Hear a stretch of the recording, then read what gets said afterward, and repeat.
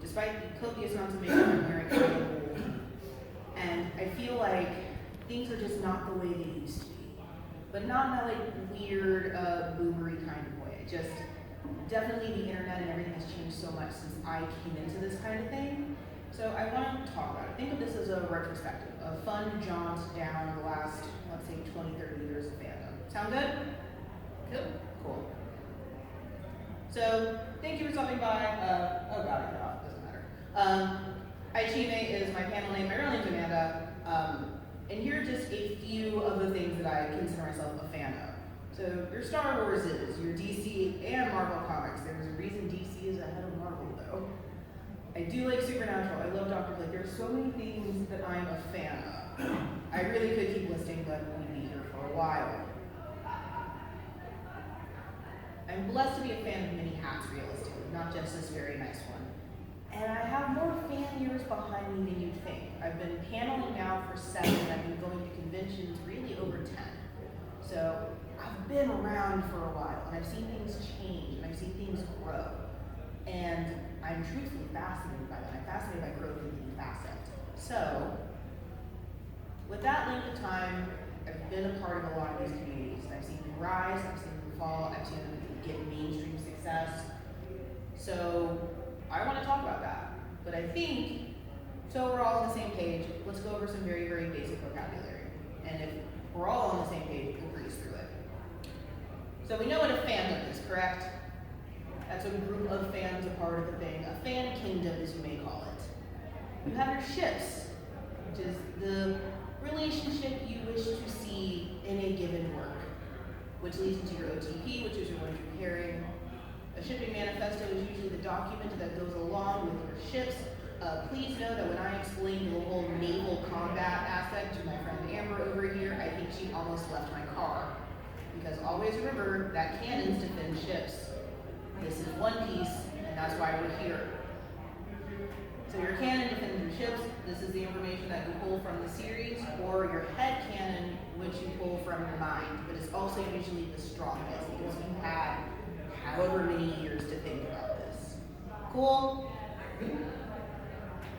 Now we've gone over some vocab, let's do a little bit of a timeline. So, welcome to the Dark Ages. I guess it's the 60s. There's really only one convention, and that's Star Trek. Star Trek is the reason why we have the modern common culture as we have it. And the pictures from that are phenomenal. If you ever go back and look like that first Star Trek convention, it looks like a trip, and I would love to go back in time and meet those people. So, I don't know how fans spoke to each other. CB radio, pigeons, parchment, I'm not really sure. But fans spoke to each other and did things, and it all looked great. Let's go to the 90s. The internet is kind of a thing, depending on if your parents afford dial-up or not. Now, comics are in a bit of a slump, which is weird, but it is the 90s. And long fans are still fans, there's not a lot of new blood, there's not a lot of fresh blood in a lot of those critical spaces. Anime, sort of a thing, but only if you have that one friend who's military in Japan, or you're using only legal distributing sites. I had a moment where I had to remember back in the day when Crunchyroll was a pirating site. They were not always legal. Hello, gentlemen, make yourself at home. Well, not literally at home, because I don't know what home means for you.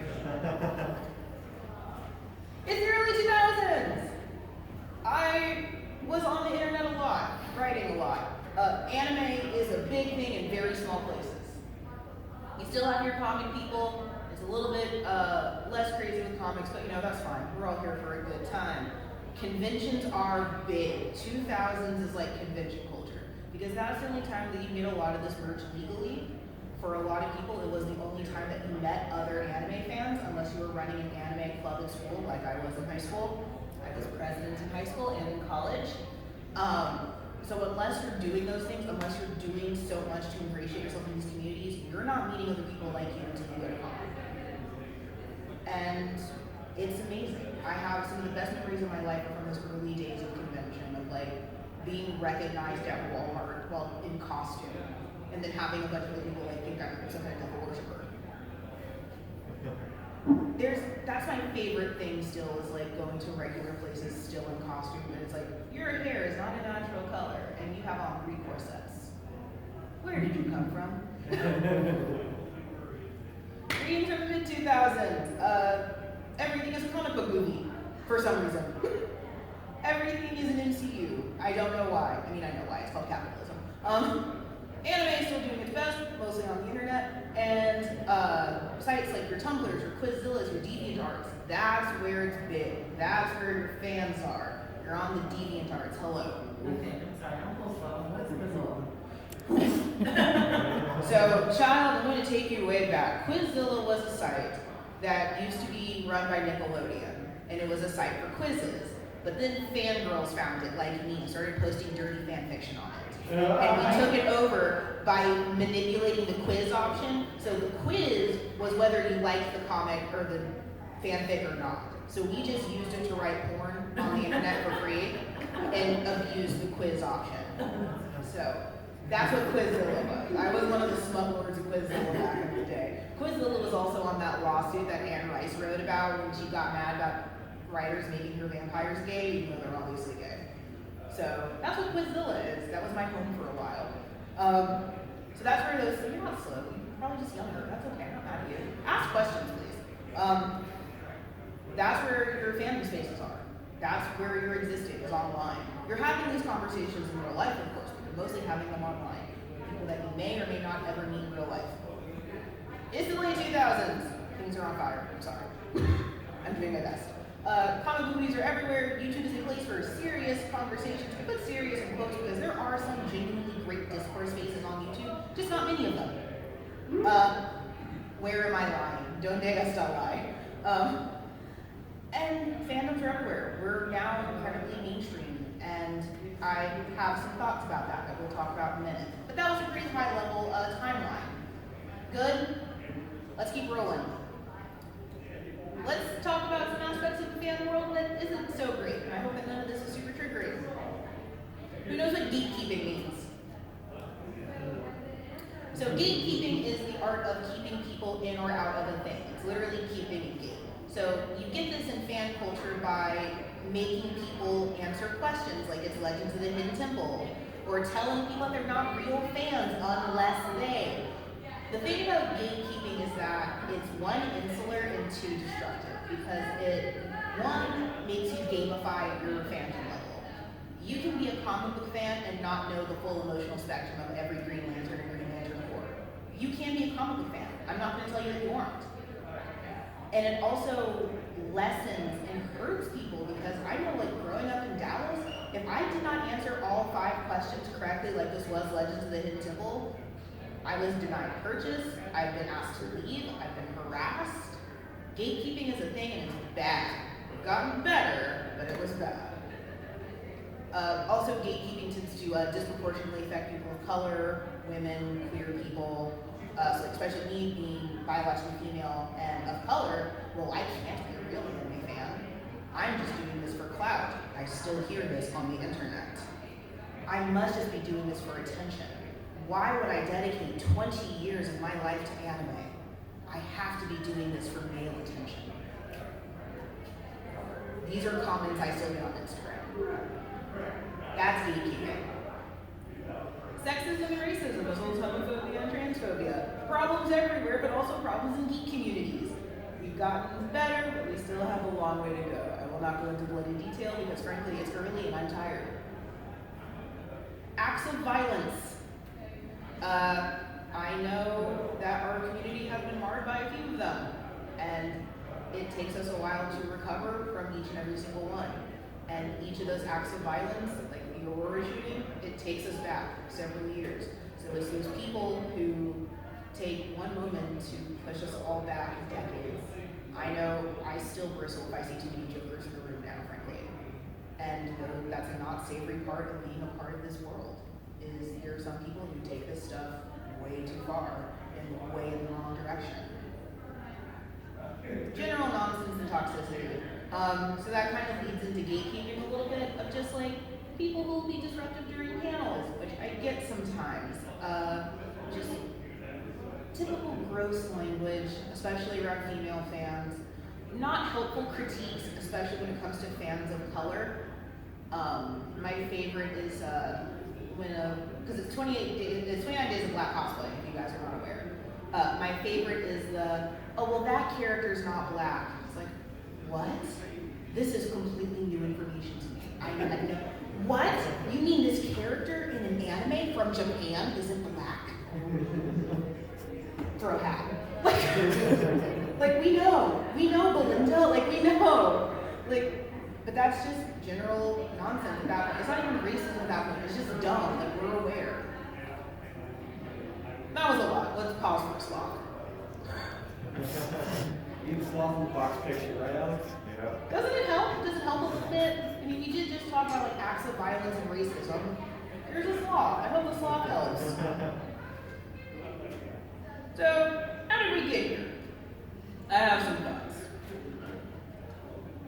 My three main hypotheses when it comes to this come down to the death of discourse, echo chambers, and forgetting our roots. And I will go into each of these on the other slide. The death of discourse is something that I kind of came up with, that we don't talk about fandoms and fan things the way we used to. So remember I made that naval combat analogy? I'm used to having to defend my ships like they were my actual ship. So that means if you want to debate me about whether Full Metal Alchemist or Full Metal Alchemist Brotherhood is the better series, I have had 15 years to form these arguments and I will fight you. With facts, with figures, I will have charts, we can do this. But, and I hate to make it a these kids thing, but these kids just can't have these conversations.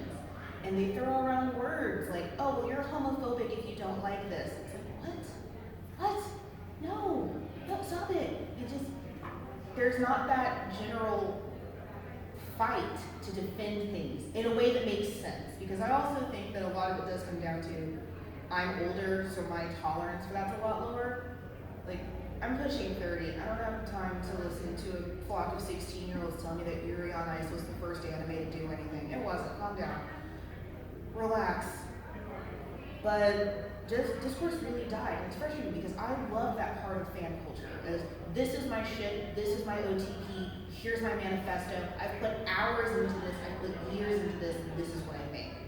I think that's fandom at its best. When you can lovingly argue your points. And then if you don't agree, you don't agree, and that's fine. You will never change my mind on Full Metal Alchemist being superior to Brotherhood. Don't at me. But being able to then still respect and understand that some people may disagree with me. It doesn't make you lesser, it means you have bad taste. I'm kidding. But I'm not ever gonna call someone out of their name for not liking a cartoon that I like. I'm never going to call someone a slur because they don't like a comic book character that I like. That blows my mind. Which leads us into echo chambers. Niche communities are great because you all get to talk about one thing at once with no conflict. Which means when anyone doesn't agree with you, you get mad at them, usually not very effectively. I love being challenged. Some of my best friends don't like anything that I like, and that helps me a lot because it checks me constantly. When I'm having to defend, and I'm using defend, but explain what I like and why, it helps. It re-solidifies that armor of being able to talk about this thing that I like a lot. And then sometimes you don't reach a conclusion where both of you agree, but you do reach a conclusion that is full of respect. I love being challenged. I love challenging others. It's like, well, why do you feel this way? Why do you think that My Hero Academia is the best version of insert whatever the show is about? Tell me. Give me your reasons. And then it's forgetting our roots. I think one thing that I've come to have a struggle with is just a general not looking back. As soon as I decided that anime was a way of life for me, I went back. I looked at Outlaw Star. I looked at the old UshiCon. I can't say that I like all of those older series now, but I went back. This wasn't just a hobby for me, and I know that sounds a little gatekeepery, but this wasn't a passing thing for me. It was something that I was serious about, and that means that if I'm going to sit here and talk about mecha anime, I'm gonna know what I'm talking about. I'm not gonna have watched one mecha and say that it's the greatest that's ever existed. If I'm gonna talk about comic books, I'm gonna be able to say, well, here's a timeline of this character. The MCU didn't start Marvel Comics. The DC Extended Universe did not start DC Comics. Attack on Titan was not the first anime. I think looking back is so important. Now it does make watching newer stuff hard, because some of it does feel a little bit like, we've been over this. We've done this. This is a Naruto reskin, you will not trick me. But also having those roots and having those references makes some of those things so much richer. I was watching BoJack Horseman, I won't spoil anything, but the show that Mr. Peanut Butter is on this season, Birthday Dad, I explained it to my friends. He's like, what the fuck is this show? It's like, it's Touched by an Angel. And he's like, what? It's like, yeah, it's literally Touched by an Angel, but stupid. And he's like, you just made that whole thing make more sense. Like, having those points of reference makes anime so much richer. And it frustrates me when like these like small points of references exist. It's like, just look literally anywhere else. Literally go back, I hate saying this now, but 10 years. We just got that new Death Note one shot. I hope half these kids that read to go back and read the original Death Note. I hope they do. Because it's still good. It's a hot mess, but it's good.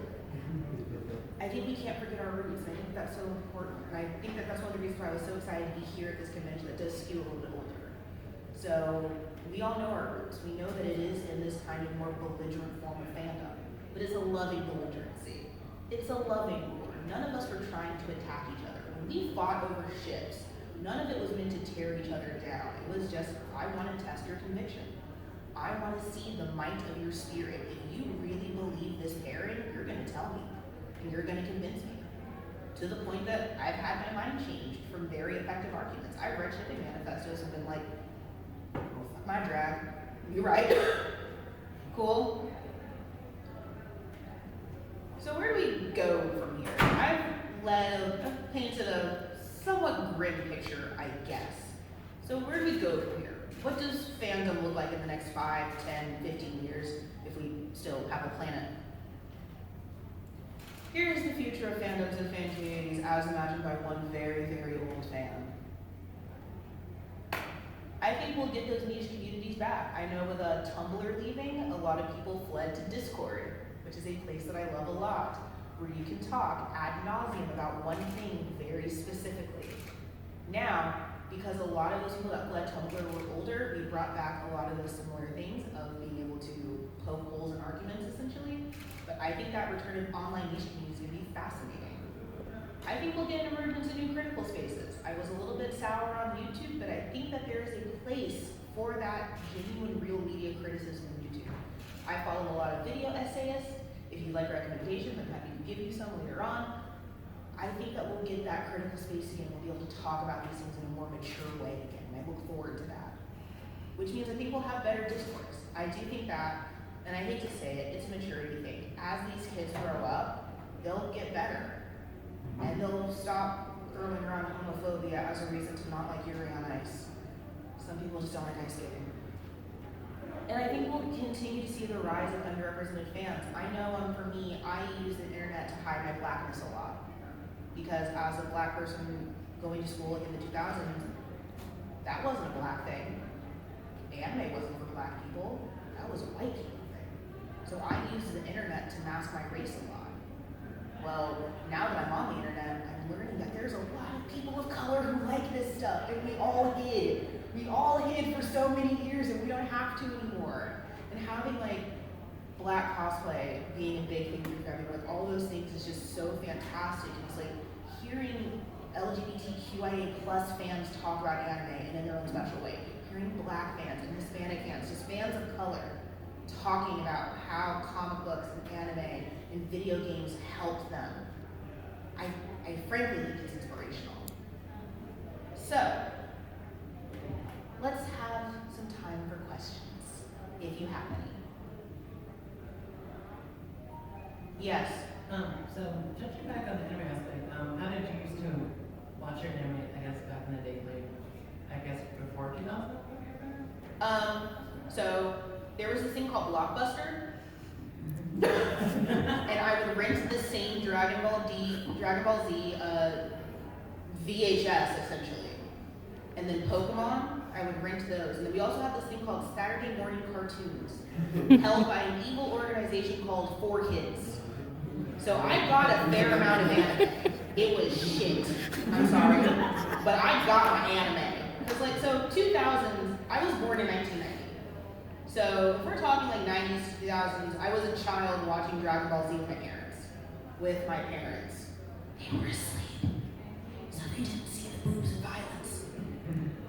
So I tried to do it as legally as possible. Now if you're talking high school, oh boy. So I remember my friend gave me a burned DVD copy of Oron High School Host Club, and we passed that around like drugs. I don't know where she got this copy, but we passed that around like cocaine, like in books, like slide under a table, like we like throw it to each other in the halls. Like we treated manga and anime like it was crack, where you just you slide it in a friend's backpack. Oh, you done with that Oron? We get some other Oron next. It was amazing, and we also did fan dubbing and fan subbing, where we translated anime. Yeah! Where we took that raw anime, and we took our 3 months of Japanese, and we're like, I know what this one word means. I know what Momo means. That means butt. I mean peach. Like, so you make it work. Like, I really admire like the ingenuity of fans back then, because you had that one friend who was military and in Japan, and you use them as a drug mule. They bring back everything. Like, we made it work, and we did it for years until Funimation decided that they were going to not be jerks. So that's how we did it. Like, it was definitely a time. Well, yeah, just to build up, because I'm way older. I don't believe that. I'm 64. Thank you. When I was in Chicago, grew up in Chicago, there was a pub, and they actually would, on a monthly basis, do very niche kind of videos. Yeah. And that included Japanese stuff. And the guy actually was narrating, because it was not dubbed. No. It was not subtitled. No. And by the way, so I actually saw Wicked City originally with somebody describing what's going on. And by the way, that's a creepy experience. If you don't know in the 1980s, like, it is quite a shock in the 80s to see a woman with a lethal vagina.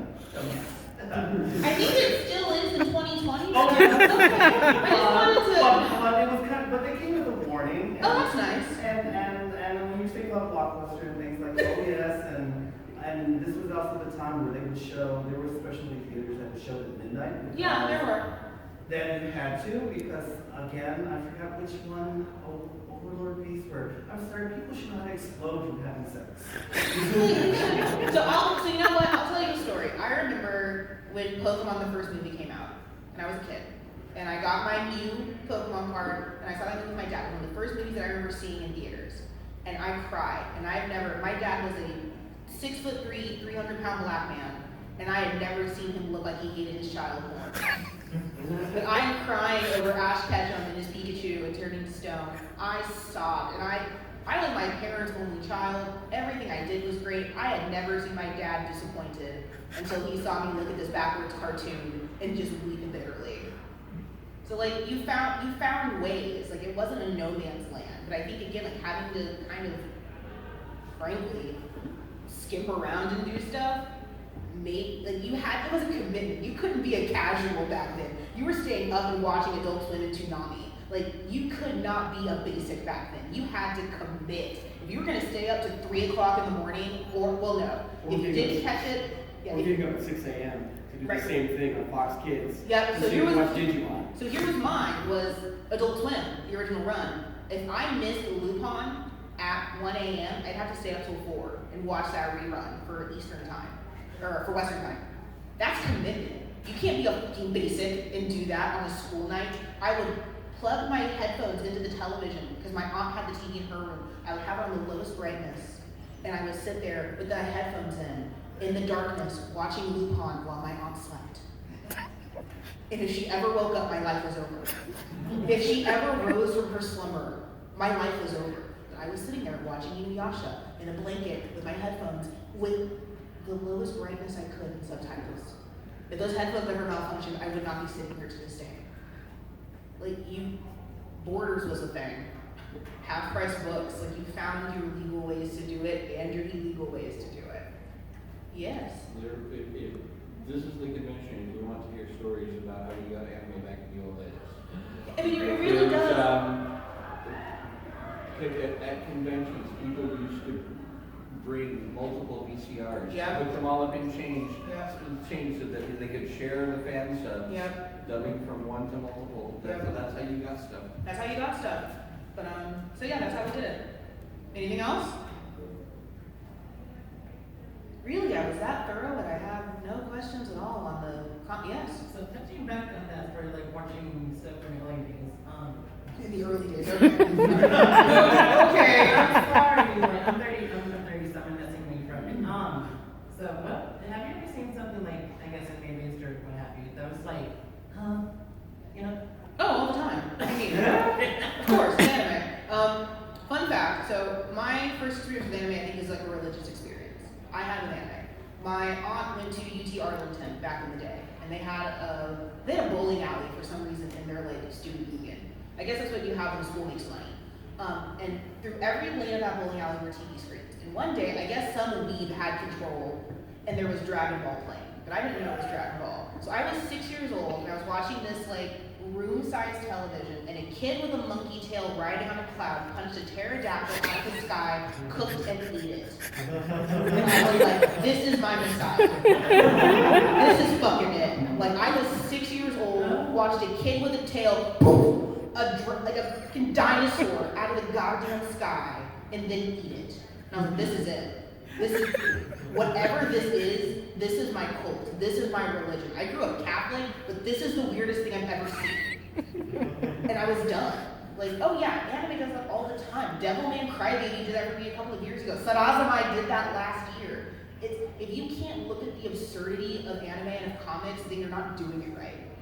Every premise of every anime is stupid, but it's our stupid. Thank you. I'm glad that was the consensus statement. It's all dumb. It's just dumb we're willing to defend. It's not wrong. I wish you would.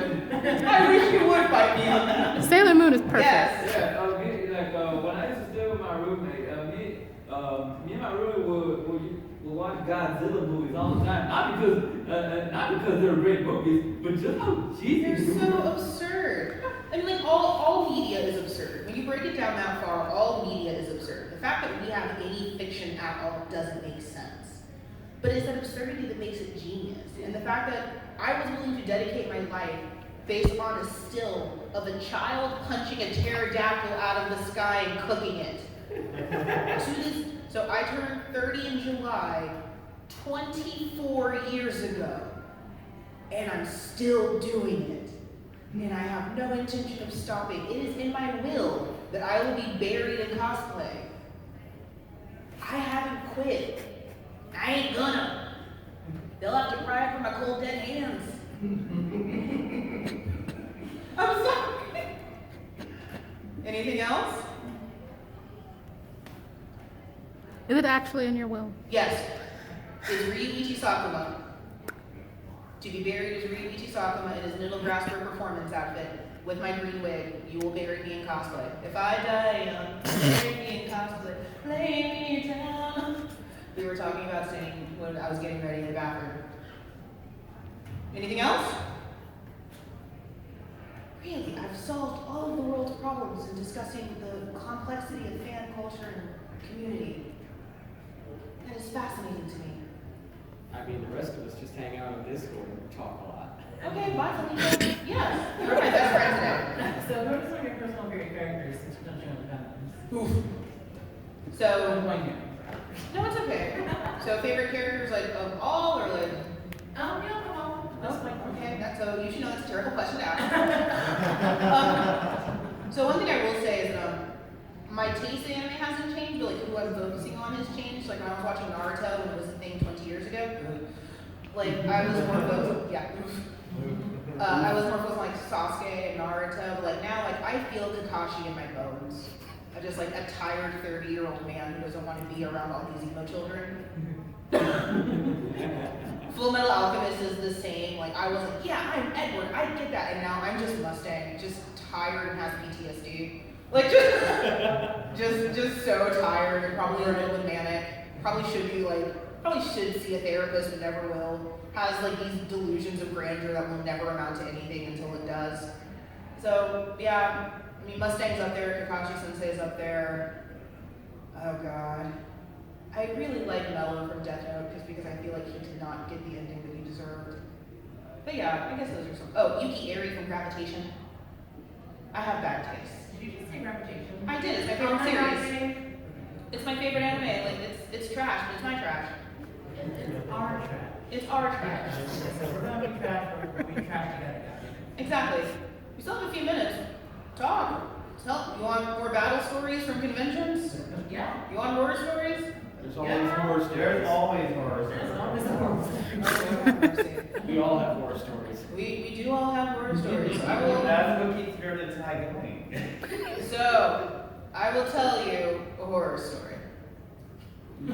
I was at AichiYume. Oh boy. Okay, oh. Okay, shady ass room, got it. I was at AichiYume, and not to besmirch anyone, I was in an elevator with a friend who has claustrophobia. She really never been to a convention before but has claustrophobia. So we're in an elevator. Me, my co-panelist is usually with me, and my claustrophobic friend.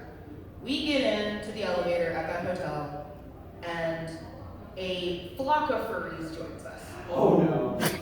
A herd. One of them has a boombox with very loud music.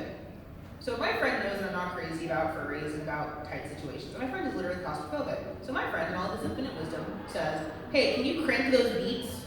So I have a furry grinding on me with his boombox, and my friend, who's having a panic attack, and the elevator malfunctions. So we are in a constant loop of up and down, never reaching our floor, never stopping, just like a sartry in hell, and just being grinded on. And I think I disassociated so hard that it willed the elevator to work. And we finally left, and we collapsed like a heap onto the floor. And I punched my co-panelist. I've been paneling for 7 years now. I'm very, very proud to be a panelist, and conventions are the best and worst thing that have ever existed. You get this many nerds in one place, it's a nightmare. I've seen hotels trashed. I've seen so much, but it's also so fun, like being able to just help each other. Like I love being a part of this community because like if you don't know support until you are a cosplayer having a nervous breakdown and like one person from across the room has a hot glue gun. You don't know love until your wig has been taken by a small child and someone else bigger and buffer and takes your wig back for you. That's what this community has been for me for the past 20 years. Has been unconditional love and support with veiled compliments that usually mean that you aren't doing a good job. Dallas cosplay is very cutthroat. It's really like, oh my god, you look great. She looks terrible.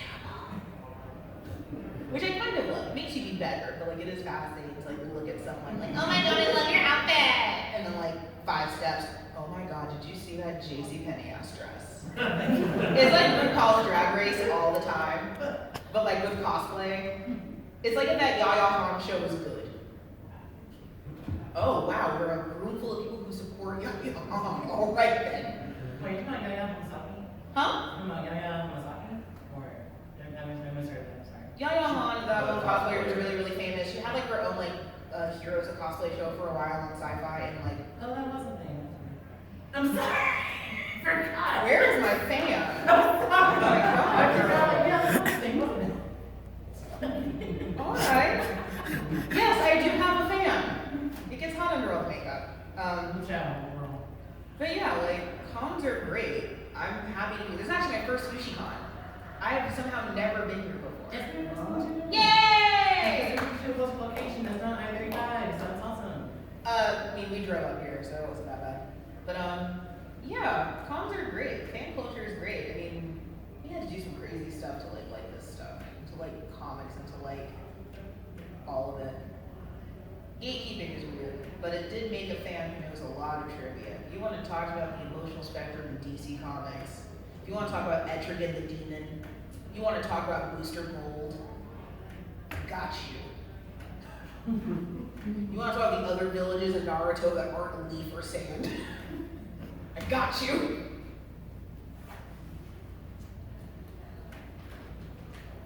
Anything else? Goodness gracious, I really have solved all the world's problems. So wait. Tell me. I'm sorry. I was raised with that. So I'm gonna have to go over this, like, okay, very confusing. Katya. Oh. Okay, now who's your least favorite one? Because that could take a while. Kennedy Davenport. I mean, I don't know that you're gonna say Chandler for some reason. No, I'm sorry. Why would I hate Chandler? No, I was thinking. You felt that in my energy? I You felt felt that? I felt that aura. Well, I love Katya. Katya's a hot mess and crazy, and I love her for it. Yeah, she's great. She's like everyone's favorite. great. Yeah, she's great. I mean, Shangela should have won All-Stars, but that's not what we're here to panel about. Though that does have a toxic fandom of its own. RuPaul's Drag Race does have its very own, incredibly, open up a whole panel. I mean, I think that fandoms have gotten a lot less toxic. I think the internet made it very, very easy for us to be toxic to each other. Because, like, you're just talking to an avatar at that point. You don't know what you're saying. You're just venting. And then there's a person behind it. Like, there's a great ContraPoints video on canceling. And it's like, when you're on the internet, you don't know who you're talking to. You just do it. You just say it. And yes, I said great ContraPoints. I still like her. I still feel like Kimchi got out. I don't. Okay, I support that. Again, fight me. I'm not gonna fight you, our sister. We'll fight each other. I ain't gonna take you down. I appreciate it. You're welcome, sister. I'm also like 5'1" and asthmatic, so like that's not a real fight. That's not a real fight. I say fight me a lot for someone with as many health problems as I do. That's why she brings me. Amber, leave me immediately. I surround myself with people who are bigger than me, but are the chillest and most placid and bucolic. So our dynamic is 100% Edward and Alphonse Elric, where I'm the one screaming fight me, but knowing that I could not fight. I say fight me a lot for someone like for someone at my height and my weight. So, do you like where, like, the accessibility of anime has come? Like is a complicated word. I mean, I think it's great. Of course I do. I don't think that access should be a gatekeeping factor. But I do think with it being mainstream, it has expanded the pool. With some questionable people at it. No, it's just a bigger pool. And you guys have been in hotel pools, right? So you're in a hotel pool, you're with your friend. You two stay close to each other. If some random dude in a Speedo starts swimming over to you, you're not gonna embrace him as family immediately. Unless that's how you roll. Which I can't do. I know that I will. It's just like that. We're all in this huge hotel pool together. Some of us have been here for a little bit longer than others. Some of these new people have ideas that I don't necessarily like. Some of the old people got crazy the longer they've been here. Sorry. Like some of the older people have gotten crazy the longer they've been in the pool. It's just a bigger pool now. So, do I love the accessibility? Sure. I think I don't like a lot of the decisions that have been made with that accessibility. I hate the way Funimation translates. If they translate Aniki as bro one more time, I will take someone to the ground. Poof! Like, that's a choice that I don't support and that I don't like. I don't like the way that some of the simul-dubs are done, or some of the simul-pubs are done. But I'm not in control yet. Yet. So, like, do I like that it's easier to access this stuff? Sure, but easier doesn't necessarily mean better. Like with anything. It's easier to get on the internet, but if you're still using Time Warner Cable, it's still trash. That was the joke! That was it! They're called Spectrum now. Fuck you. Rendezvous communications, whatever. But yeah, like, it's just a bigger pool. It's fine. It's fine. Huh? Sure. You gentlemen have had, like, you have any questions? Y'all good? I've covered everything? I have one, Why you holding back? because I like to. Oh, well then. I think that Dragon Ball is better than Dragon Ball Z and Super. Do you Well, agree? Super, absolutely. Yeah. Super is hot trash. You're He welcome. hasn't seen Super yet, so he doesn't know. Oh, shut the fuck up. You don't know. He knows because of my experience stuff. Stop feeding him false information. Let him form opinions. I didn't feed You him are a that nostalgia much. I actually critic. like Super. You aren't the nostalgia critic. Let him have opinions. That's the problem. If he likes it, then he probably doesn't. I mean, he likes Dragon Ball Okay. and Z. I But think I that, like Dragon Ball better than Z. I think that Dragon Ball was more weird, which is why more people like it, because Z was actually pretty vanilla. Like in Yeah. comparison to Dragon Ball, Z's actually pretty vanilla, which is saying something. Also, Z has less racism, which is nice, because Dragon Ball has a lot of racism, a lot of like anti-Chinese sentiment that I knew as a child and am very aware of as an adult who can vote. I think it's just different. But I mean, like, I look most fondly back on Z and Dragon Ball. Super, I don't like, and I have seen it. GT, rest in peace. I got rid of it. The opening's better than the show. Sure, we're all entitled to our opinions. Everyone is entitled to their own opinion. Such a bad show, GT. Oh my But God. like, at that point, it's not even a joke. It's just like a statement. Like, it's just, at that point, it's like, there's nothing even to lampoon. It's just accurate. It is bad. So, did we really cover everything? Are there no bridges left to cross? Well, there's always bridges to cross. I have asthma. I really shouldn't be going across bridges. Can I have a rascal?